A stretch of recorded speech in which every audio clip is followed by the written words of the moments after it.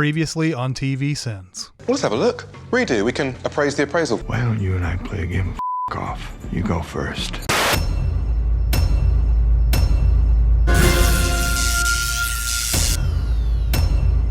Since we're nitpicking this incredible show anyway, why the does Morty have a coat hung up on the wall here? Does he really have no closet? Or is this a trophy from a serial killing? Rick turns on a light, but the obvious light on the ceiling does not light up, coming from some magical source in a room with only one switch. Come on, I got a surprise for you. Come on, hurry up. Gotta go. Gotta get out of here. You're tugging me too hard. Exact conversation I had with my college girlfriend during Jean-Claude Van Damme night at our local BDSM film dungeon somehow makes it into the show. Look, if you want to know what we're up against here, the mother moon is drawn with such care here that they included the phasing shadow. The level of thought that went into this show is astounding. Well played, show. Well played. I built it out of stuff I found in the garage. Did you, though? The trash can and the flashlight, sure. But I'm pretty sure you had to get this high-density bubble glass and these giant screws custom-made. Where did you find the giant cylinder base for this spaceship in the garage? It also looks like most of the stuff that you attach to this thing wouldn't aid in flying, but hinder it. Why would Rick even install seatbelts in the first place? Does he strike you as the kind of person, while throwing together a junk-crafted space-time ship in his garage, stops for a second and thinks, but first, safety? How are these two so close when Rick clearly landed several feet away when he fell out of the ship? Opening title spoilers. Also, I know Rick and Morty wears its references on its sleeve, but this opening theme song couldn't be more Doctor Who if Tom Baker and David Tennant were in a threesome with the ghost of William Hartnell while Russell T Davies watched.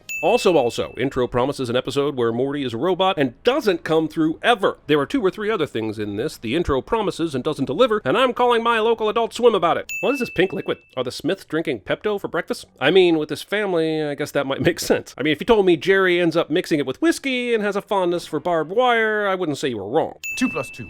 Jessica. Hilarious that Rick said that school was exactly this, and it happens as soon as Morty gets to school. But this isn't the first day, is it? What did they get taught in the time leading up to this? You know what I named these? My little Mortys. Do you know what I want you to do with them? Rename them? Honestly, this kind of joke deserves a sin removal, but he's dreaming about this. So he's dreaming about Jessica showing him her boobs, having her call them her little Mortys, and then negging her for it. It's like he mastered Neil Strauss's The Game, but is only good at it when he's dreaming. We gotta get the hell out of here and go take care of business. What's with Dirty Sanchez always having goop in his mouth and the constant belching? With this level of acid reflux, I'm guessing Rick's ulcers are on the verge of ending his life. I'm just saying, if we don't find out in a future episode that the belching and the mouth splooge is actually caused by an interdimensional species that lives in his gut bacteria, I'll lose a lot of respect for the show. Now, if you just stick with me, Morty, we're gonna be... Holy crap, Morty, run! Predator pauses predatoring, prioritizing panicking protagonist punchline past partaking of perfectly palatable people. We're gonna die! First act ends on a cliffhanger for a commercial break, only to return with Rick and Morty no longer in danger and the monster gone, and nobody mentioning it again. And sure, that could be some sort of comedic point about the worthlessness of commercial cliffhangers, but you'd think a show like this might acknowledge it a little bit. Just take these shoes, Morty. I convenience them out of my lab coat of conveniences. These things really bring it all together. You have to turn them on, Morty! Sure, Rick looks like a total asshole for not telling Morty about turning the shoes on before he fell into the ravine, but Morty's kind of an asshole for being this trusting of Rick and deciding to dive in headfirst without even a question.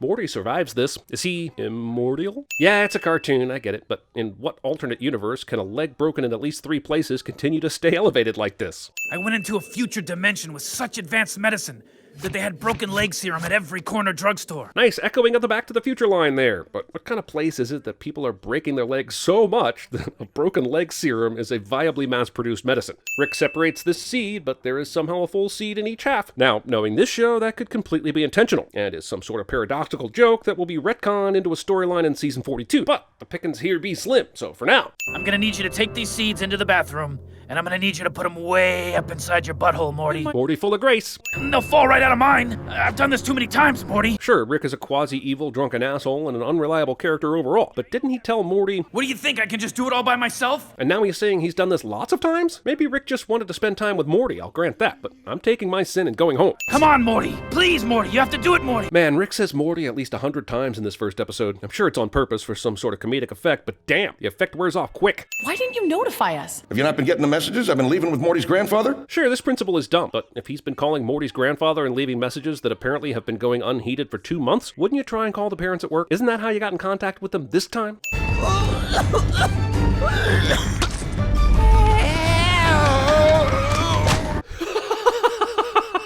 Wait, is there just an unguarded portal just lying around at this airport? No employees, no other people waiting in line? Oh, look, honey, it's our son with Albert Eindouche. I mean, Nikola Tesla was right there, but sure, whatever. Sure, this background joke is hilarious because it's a towing company that has a mascot that's a toe with eyes named Tow, whose catchphrase is I tow, which could both be interpreted as I am doing towing, as well as hello, my name is Tow. But the important thing to note here is that toes don't bend like that. I didn't know hanging out with you was making me smarter. Temporary superintelligence is just a side effect of the mega seeds dissolving in your rectal cavity. Oh, really? Then why did Morty only show superintelligence when you asked him questions to fool his mom and dad? Feels rather convenient, but how can I hate this show?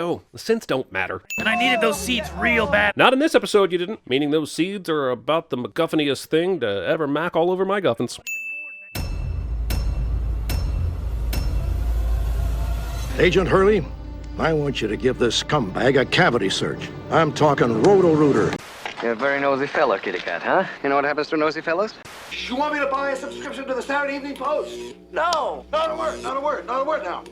I went into a future dimension with such advanced medicine that they had broken leg serum at every corner drugstore. I'm sure that in 1985, plutonium is available in every corner drugstore, but in 1955, it's a little hard to come by. He's got some kind of disability or something. Is that what you want us to say? I do? Implausible, I know, but I like to imagine that he had sex the night before, and now a little bit of residue is blocking his urethra. Oh, geez, Dad. You know, that's a lot to drop on a kid all at once.